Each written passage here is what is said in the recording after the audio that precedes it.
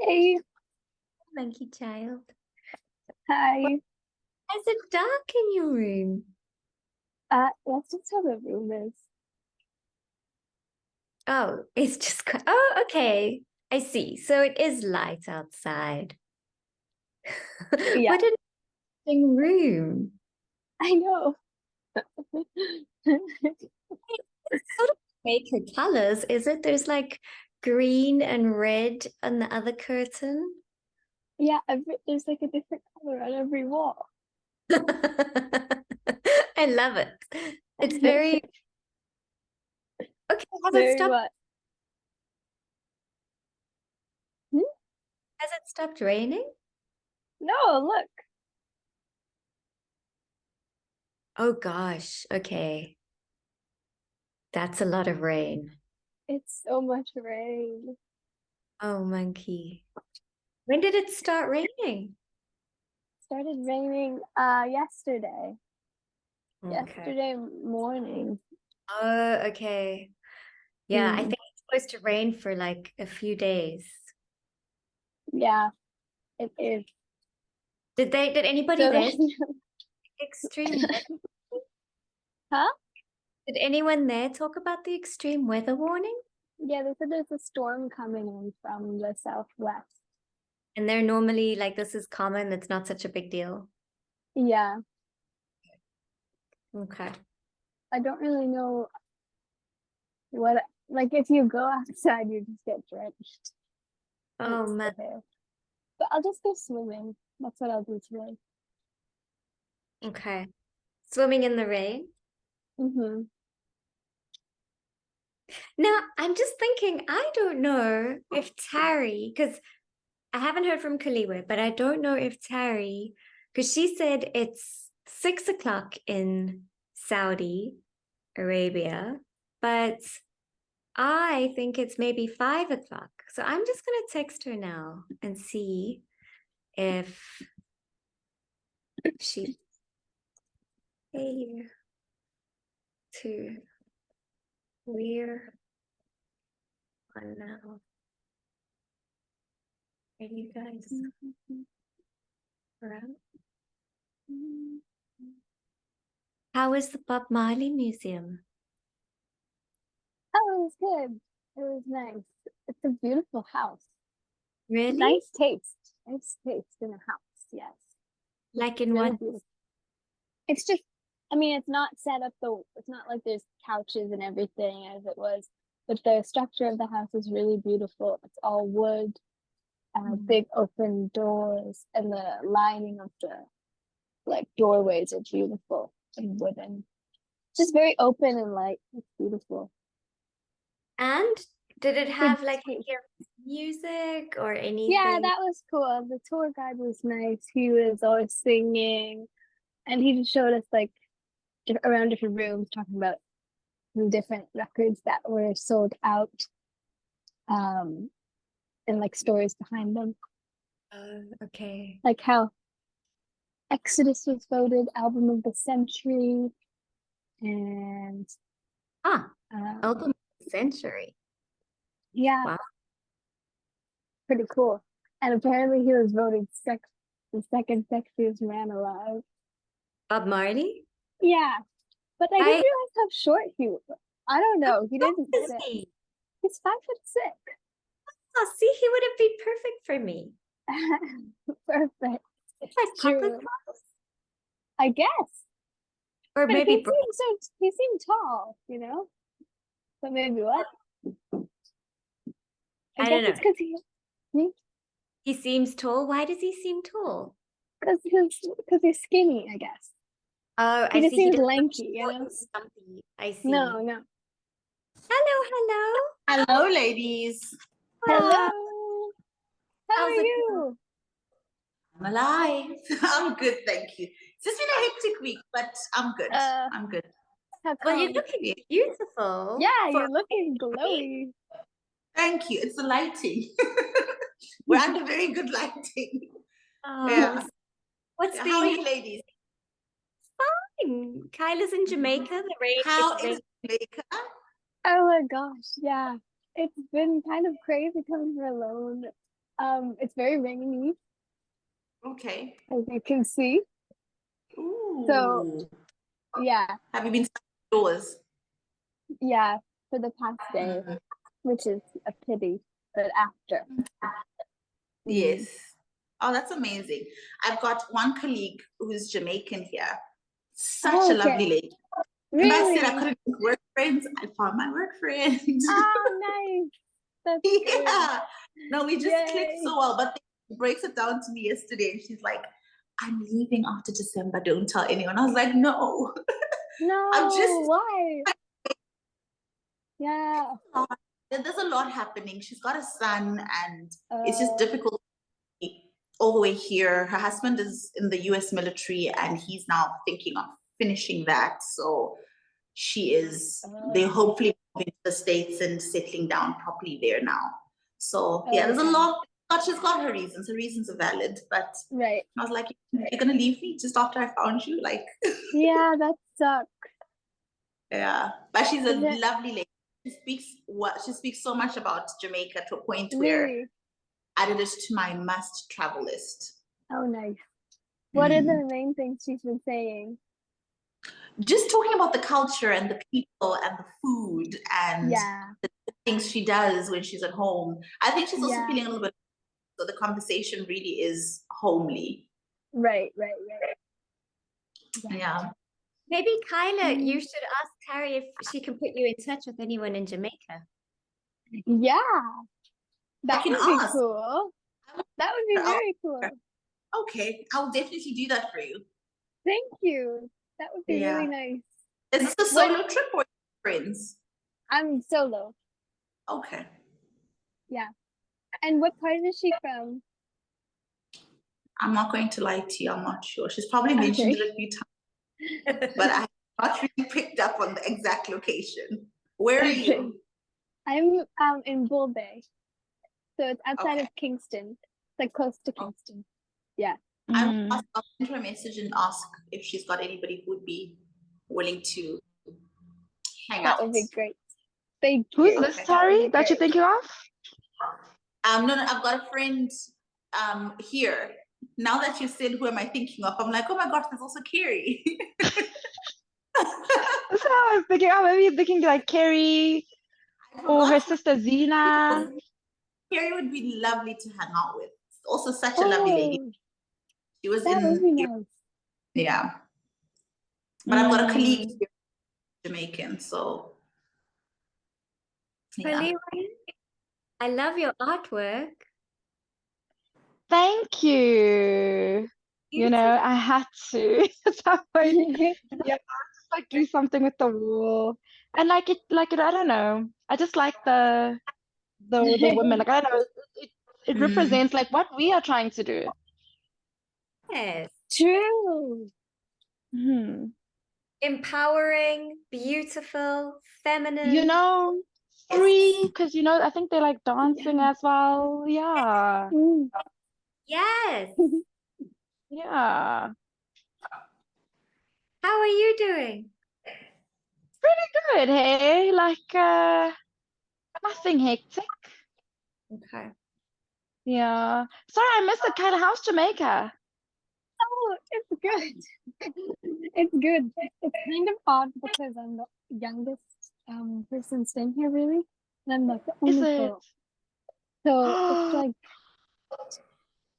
Is it? yeah.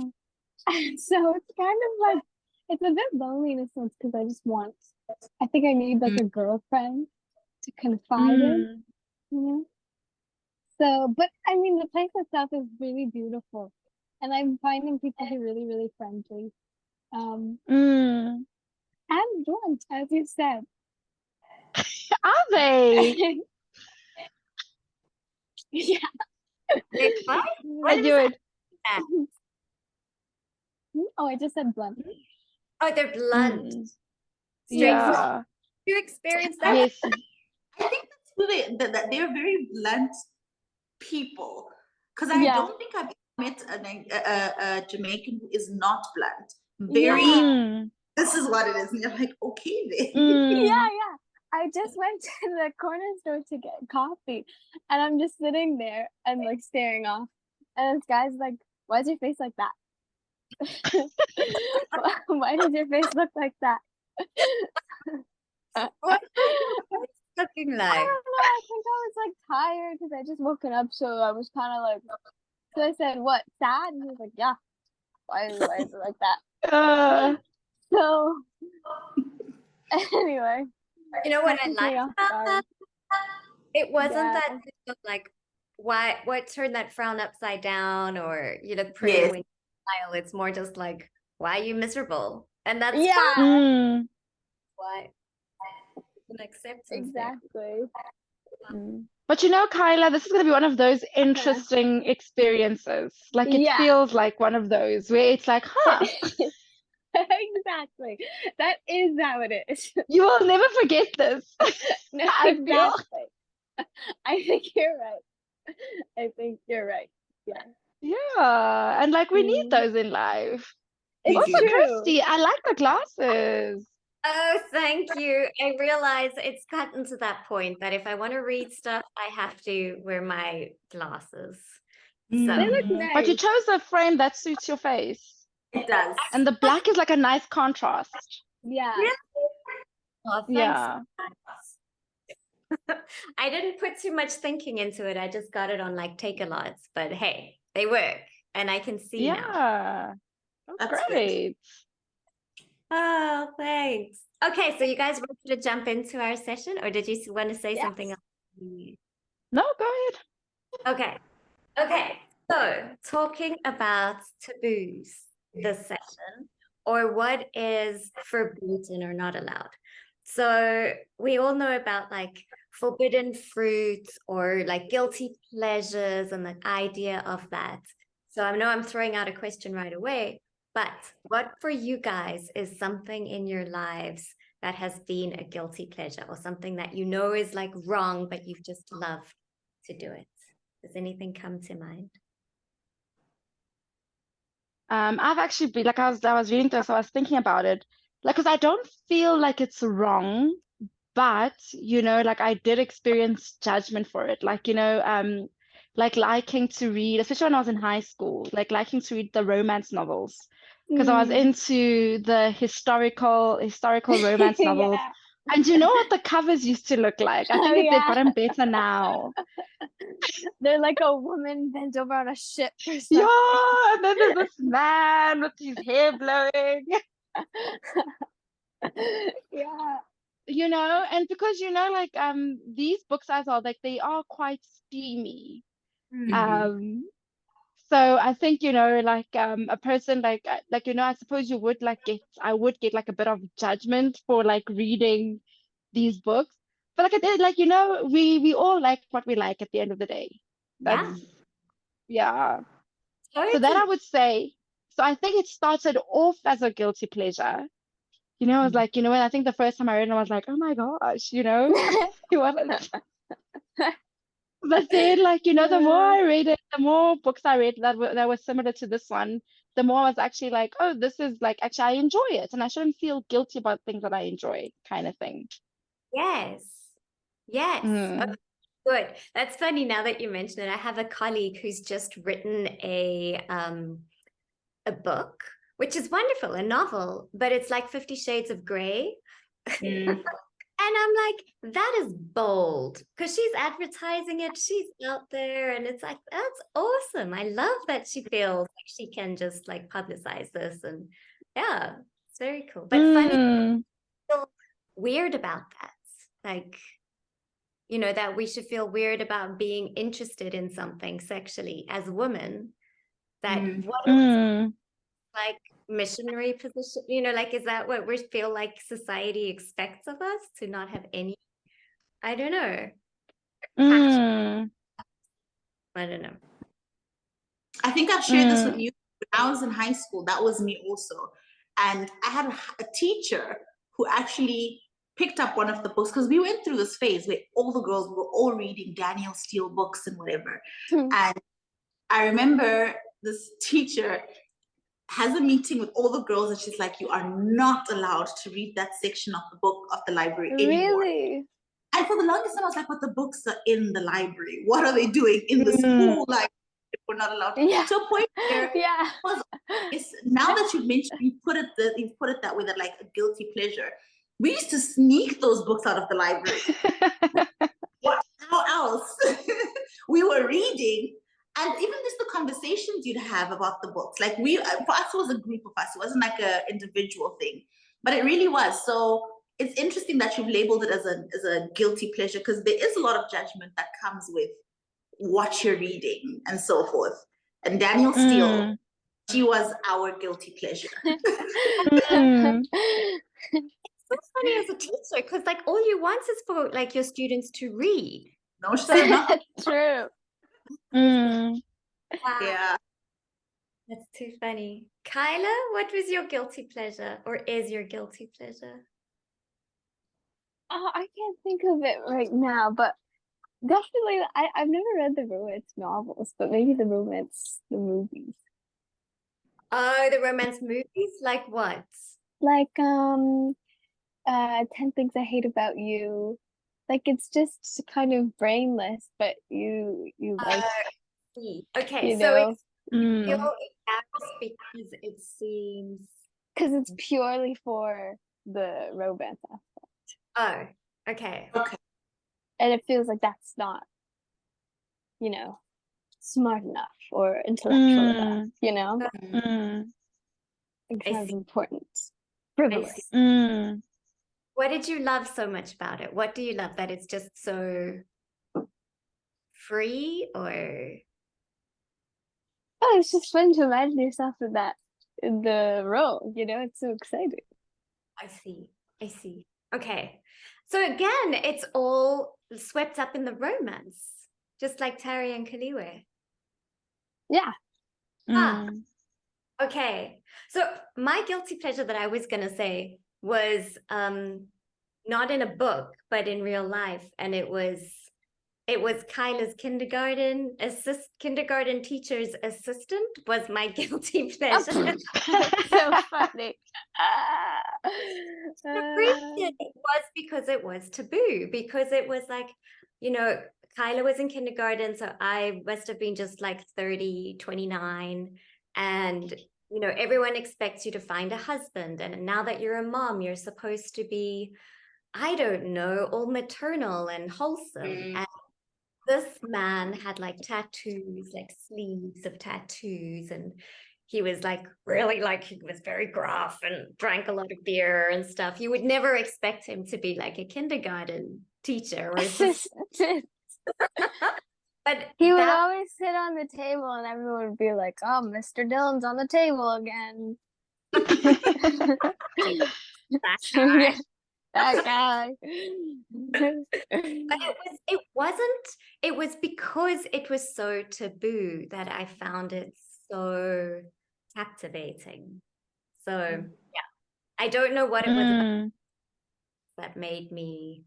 I think it was because I felt so suffocated in the role of feeling like you have to be a mother and probably date someone who's going to be a husband and you're going to be a wife. I just needed to feel free of that. That makes total sense that you put it this way. At the time, it didn't make sense to me, but now it makes sense.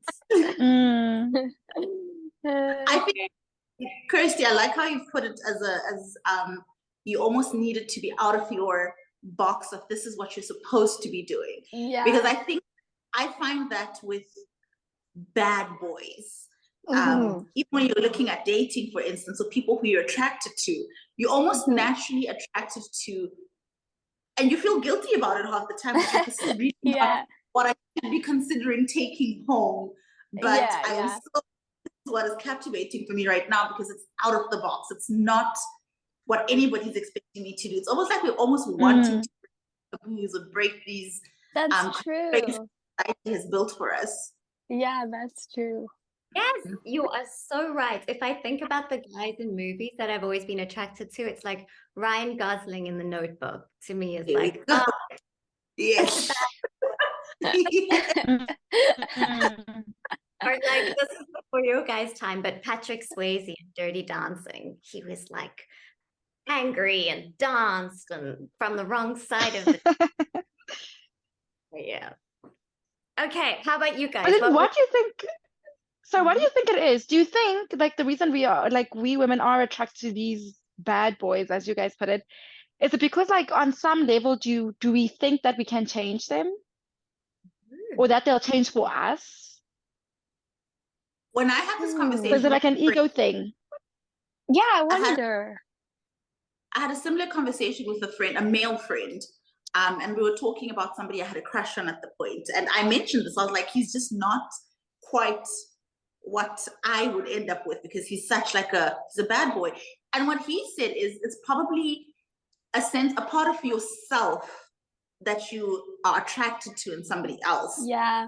So Yeah. I am not what you consider a bad girl, right? So maybe that's the quality that I'm attracted to, where it's like, ooh, I wouldn't be that person. So maybe this is what if I'm going to spend time with him, it'll give me the opportunity to tap into my inner bad girl that is not really Yeah. out Yeah. there. I think that's true. Yeah. That's very Definitely. interesting. Definitely. Yeah. I totally agree with you. And that's a good segue, actually, because what I was going to mention is our shadow sides. And like in Jungian psychology, it's always about exploring the part of us that we've actually repressed or tried to like hide away consciously or subconsciously, that we that ends up coming out in different ways if we suppress it too much. So what was I going to say? Like in Halloween, like some people have said that Halloween is that shadow holiday because it finally gives people the freedom to be like the slutty nurse or whatever, that they're not normally allowed to be in polite company. And so, yeah, the idea that whatever is taboo in our society, the parts of our society that repress those sides of us end up haunting us almost in some way. And so, yes, it comes out in being attracted to the bad boys because at least that part of us can breathe then. That's true. So then I went on to kind of explore, like say in British culture, like the stiff upper lip and that idea that you can't really, you're not supposed to be very emotional. That's the stereotype anyways. I don't know if it's true. I mean, Kyla, you were just recently there. Did you find that in England, people are less emotional or less allowed to express themselves emotionally? Yeah, I did. I was when I was around my friends, university friends, they're all British, and I didn't feel like yeah, it never felt like it got to a truly like vulnerable place, I guess. I don't know. But even just going down the street, like it just wasn't expressive.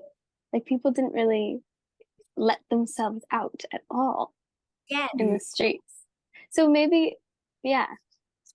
I didn't even get to the emotional part. Because I didn't get to the expressive part. Like it wasn't, like it was so And like closed off. and it's fun that you Yeah. say this because I remember before I left South Africa, I thought that I would get on with the British foreigners the most. Yeah. Like I thought I would not like Americans. Yeah. But then like I've met like a lot of British people and a lot of American people while I was working abroad.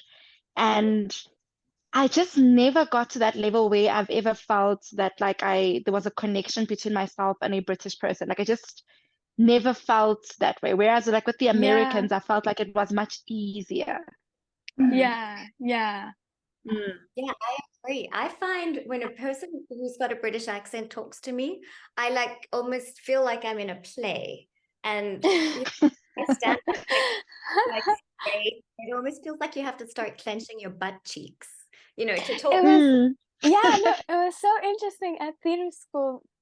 In accent class, we would sit around and like put on different accents. And when we were doing British, she stopped us and she said, "Everyone notice your posture when you talk," because everyone automatically just put up their like stuck their chest out and was very like that. Yeah. Yeah. And then in American, everyone was like free with their body movements. Yeah, more relaxed in their posture, Mm, but still taking up space. I just thought that was interesting. yeah. Yeah, Interesting. Huh, yeah. Okay, very taboo. interesting. While we're on British accents, that is the accent that I have the biggest crush on. Nothing quite does it for me like a man with a British accent. I do understand. I don't know if do it's understand. that's the prim and properness about it. I know there's like a lot of negativity surrounding it, but like it's that prim and properness about a crisp British accent. Ooh. I agree. For me, it's the vocabulary. Like if Yeah, somebody me too. Me too. vocabulary, that just gets me. Yes. Mm. It's true. Okay, what about Canadians? What's the taboo for Canadians? Have you found? I kind of think it's the same as British. Yeah, just a lack of expressiveness. Like I remember growing, even in schools, like sometimes if I ever was more, I don't know, out there with what I said, even though I don't think it was out there, it was just like honest. I felt people like closing up and being like, oh, it's kind of weird. Get scared of that. Mm. Yeah, Yeah. I totally agree. And the other thing I'd say about Canadians is rules. Like they're such rule followers. Like, you know, the joke about like how to get 100 Canadians out of a pool. You say, please get out of the pool. And then they're like, that's great. And I remember having fights with people about this. Like this woman and I got into this big fight because my dog was off the leash somewhere. And she's like, it's the rule. And I was like, Mm.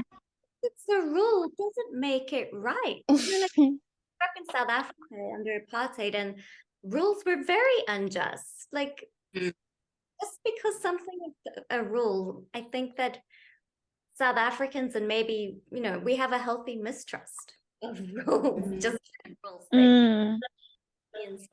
like wholesale. But yeah, Kyla, I agree with you about the concept of like Canadians get uncomfortable when you start speaking, especially about things that make you unhappy. You know, like happy things are fine, but anything that makes you sad is maybe Yeah, that's what it is. yeah. Yeah. Mm. And on the other side, South Africans know how to complain. Like they complain all Yeah. the time. We love to complain. I'm very South African in that.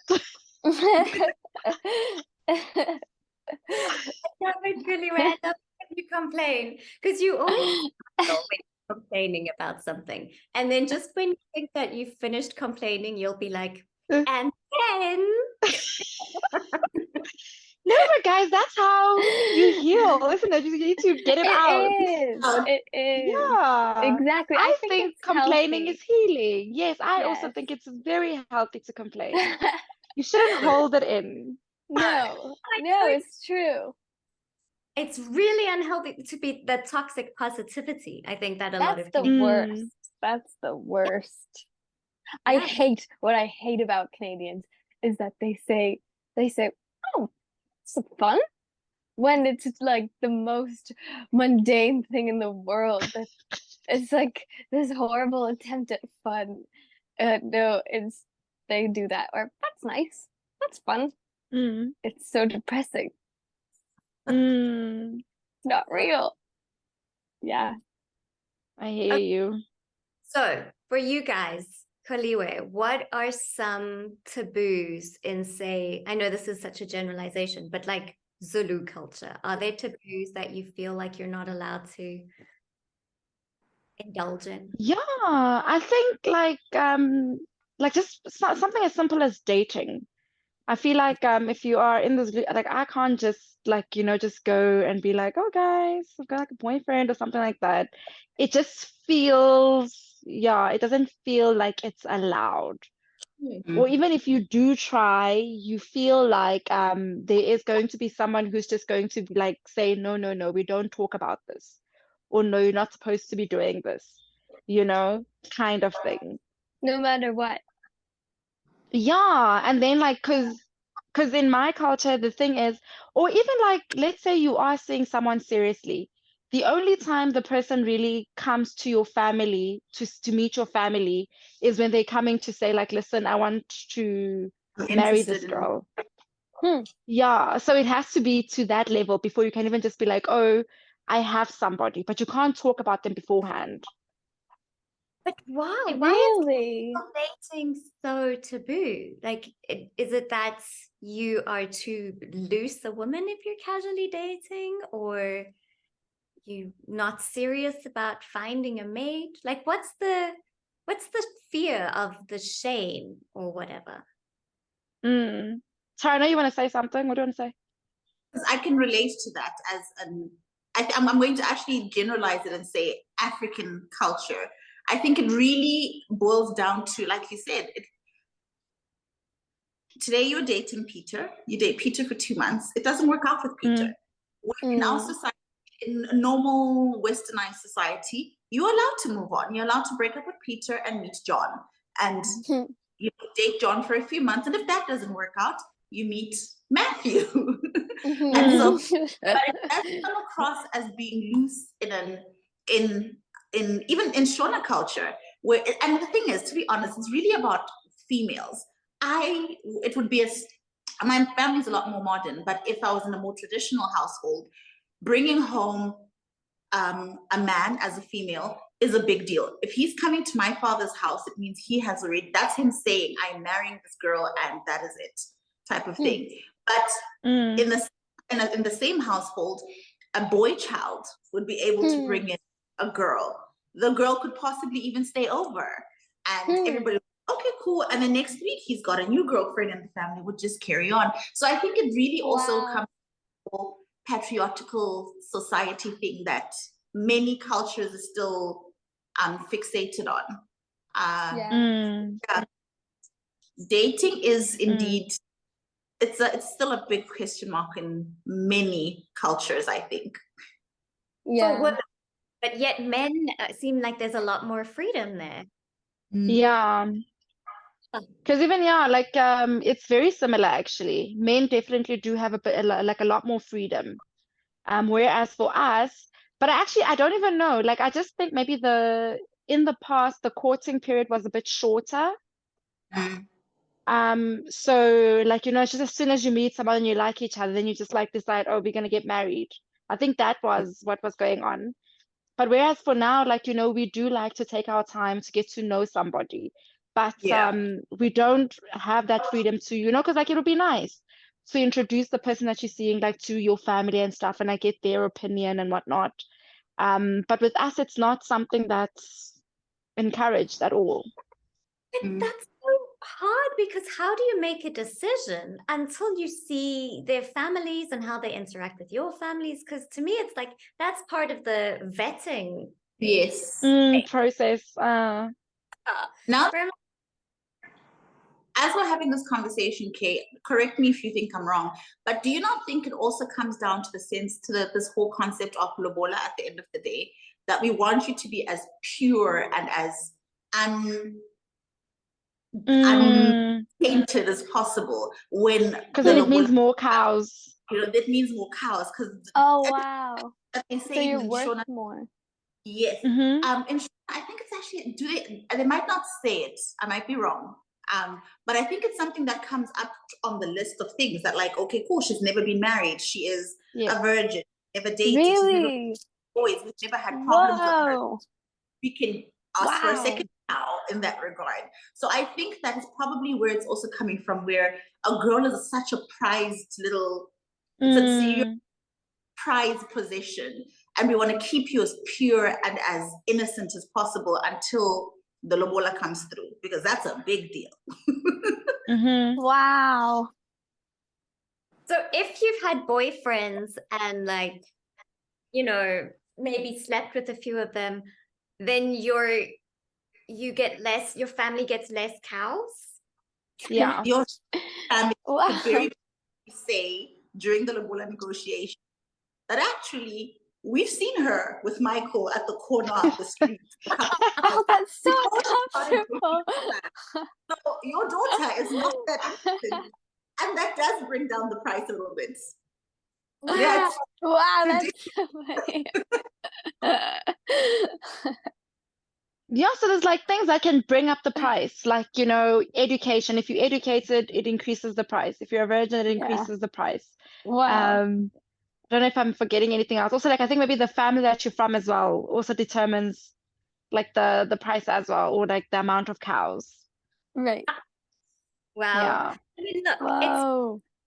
unlike, I think, Western culture where you're still frowned, you know, there's still judgments if you've had like 3 marriages, let's say, and then you're going to your 4th marriage, that there's still the same, I don't know what it is, premium on chastity, it seems. Mm.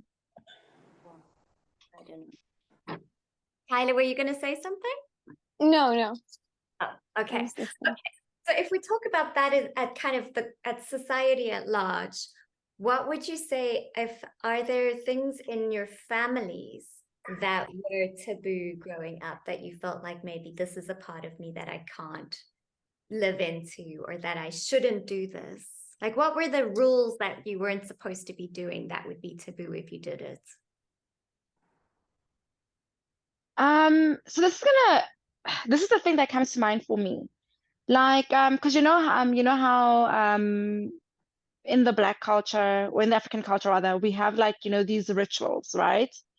Or ceremonies. So like, so something like, for an example, like, if they're slaughtering a cow, because like I would be like, oh my gosh, like, that's so mean, da, da, da, whatever. But then like, you're not allowed to do that. They'd be like, no, don't look at it. And you're not allowed to express like that like you saddened by this cow being slaughtered or something. Because then they would Right. tell you that like this is going to like, because eventually we do eat the meat, and the meat's not going to sit well in your stomach if you do that. So yeah, so you're not allowed to do things like that. And like, because like I'm not like, listen, I like I don't really like I'm not someone who really believes in anything. So even like with rituals and stuff like that, like I am someone who will be like, oh, like, but I don't think like, why would we do this? Like, why would ancestors want you to slaughter a cow for them? Like they dead. Like what are they not like, how are they hungry? But like I would be told to be like, no, you're not allowed to say this. Like I was always like shushed about this. Yeah.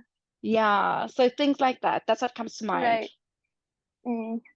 And what did you do with that? Did you ask the questions anyways, or did you just kind of go along I just stopped getting told until it was the time for the thing.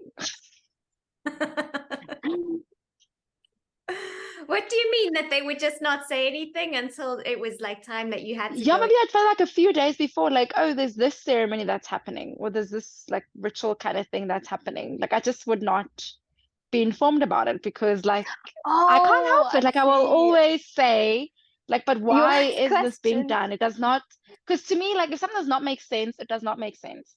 But like I'm the same with religion as well. Like even like with religion, like I have a lot of questions when it comes to it. And then even like depending on who I'm talking to, I will get like hushed as well. Like, no, we're not allowed to ask this or whatever, Mm. Yet with your mom, I'm thinking, I don't know, I've never met your mom, but when I hear you speak about your mom, my impression of her is that she's a very independent, strong woman who also asks questions. I don't know. Maybe I'm wrong, but you did say that when you do, maybe it's when you ask questions, or maybe when you say things that are pretty bold, your mom says "Koliwe" or something. What did she say? Yeah, she's like, "Koliwe." What does that mean when your mom says that she's Just exasperated? like, no, it's just like, "Koliwe, no." Yeah, like let it go. And then listen, or do you not let it go? I think it depends on what it is. Okay. I think sometimes maybe when we are around a lot of people, then I will like listen, or maybe it depends on the context. But then like if it's just us, if it's just like family, then like I'll just like carry on. But like no, like I need this to make sense to me. It does not make sense, Mm-hmm. kind of thing. And I think when she was younger, she was someone who questioned a lot of things. I don't know, like I don't know, like when like the older she's getting, I think then the more she's leaning towards these other things that like she never really was about. when she was Mm. younger. So I don't know what it is. Okay. But do you feel Mm. like as a mom, when you were growing up, did she put a lot of like, what's the word, shoulds onto you? Or do you feel like she had more leeway for letting you figure things out? I think there was a lot of like there was a lot more leeway when I was growing up. Okay. Yeah. But then besides when it came to dating though, that wasn't quite, Oh yeah, you yeah, said. Interesting. What was her fear? yeah. That she was gonna get pregnant and then be a like single mom, or did she, or just Maybe, okay. maybe that was one of the concerns. Which is Where is she fair. with dating now, though? Has that? No, because like now she's like, oh, she was like, I must tell her. But like, this thing, it doesn't come overnight. Like, I mean, like I grew up being told this. And so Yeah. like that's still how I think. It's hard for me now to just change and just be like, oh, this is what's happening. Yeah. Yeah. So do you tell her? In a way, but then I also feel like she doesn't ask follow-up questions. So like, and then like if you're not gonna ask follow-up questions, then I'm not gonna tell you.